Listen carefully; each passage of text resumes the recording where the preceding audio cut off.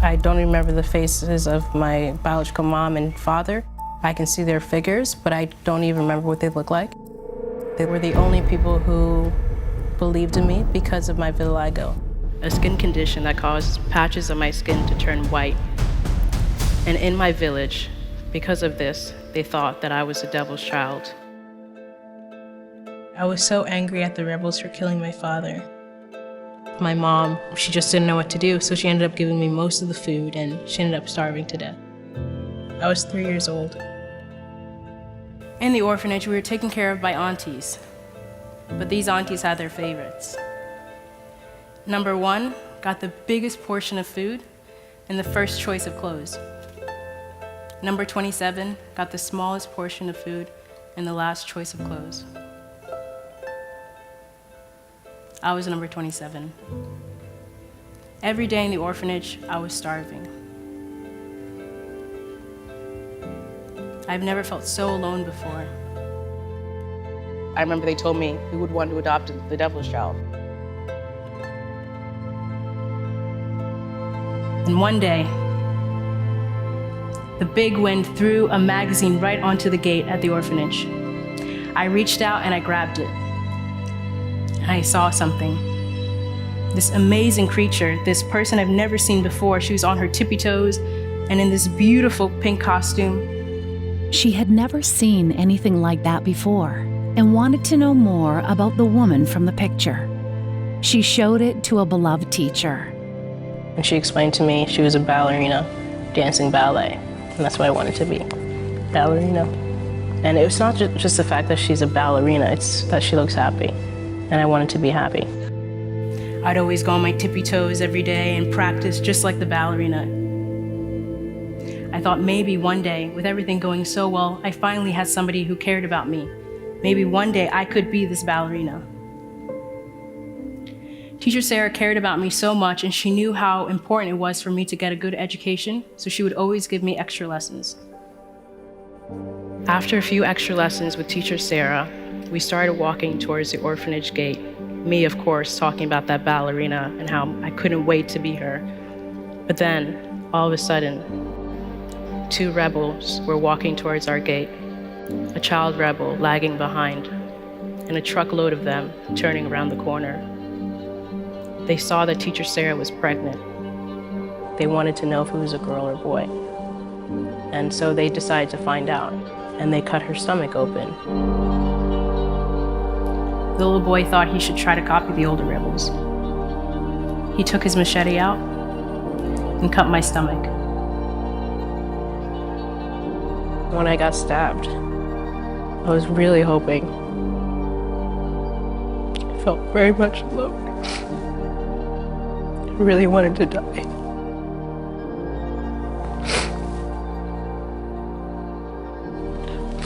I didn't see the point.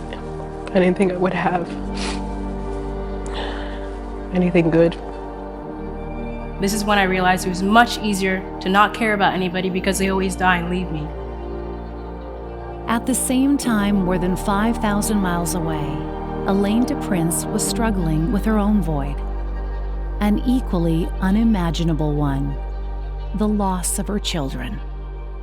I had 3 little boys, and when the AIDS epidemic began, they contracted HIV.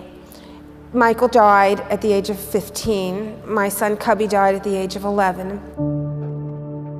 Elaine was heartbroken, but she wasn't going to let that stop her from living and loving. And then I got a call from the adoption agency. The orphanage warned Elaine that 12 families had rejected number 27 because of her skin condition. I said, well, we'll take her. She was standing there with her arms folded, really angry. I think she just thought there was going to be more rejection ahead of her. Of course, I really had mixed feelings about this because I desperately, desperately wanted somebody to love me for who I am. But at the same time, what happens to people I care about? They die and leave me. But then I saw her. She was wearing bright red sneakers, And she must have been running her fingers through her blonde short hair because it stuck out like the ray of the sun. She didn't speak English, so I tried to ask her what she wanted, and she intuitively understood what I was asking.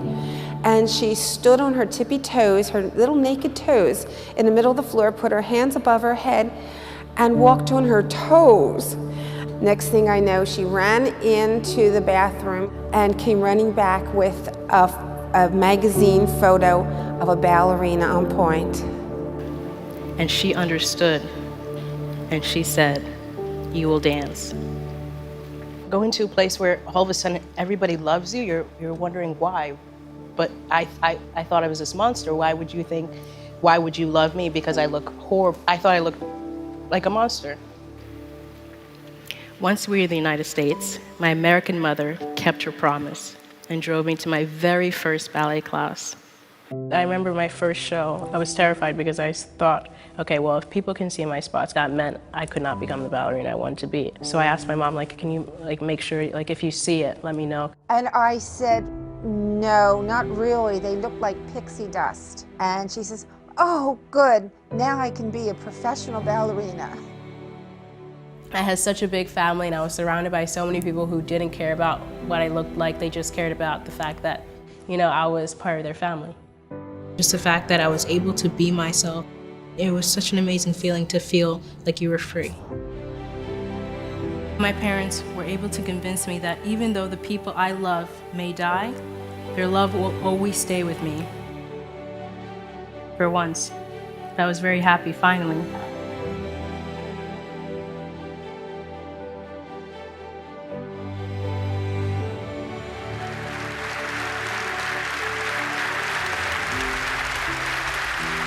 Is there anything that you would want to say to Michaela's birth parents, if you could? I think I would like her mother to know that she has made something of herself. She saw her child as looked down upon. This child has risen from that. This is my story. It is one of suffering, heartache, and loss. It is also one of love, joy, and daring to dream. I am here today to tell you that good could arrive all dirty and dusty, or on the back page of a newspaper. You might find it in the wind, or even on your kitchen table. Take note of the simple things that touch you in life, because one of these simple things might very well be the thing that has the greatest impact, the simple things that can change your life. And dare to dream.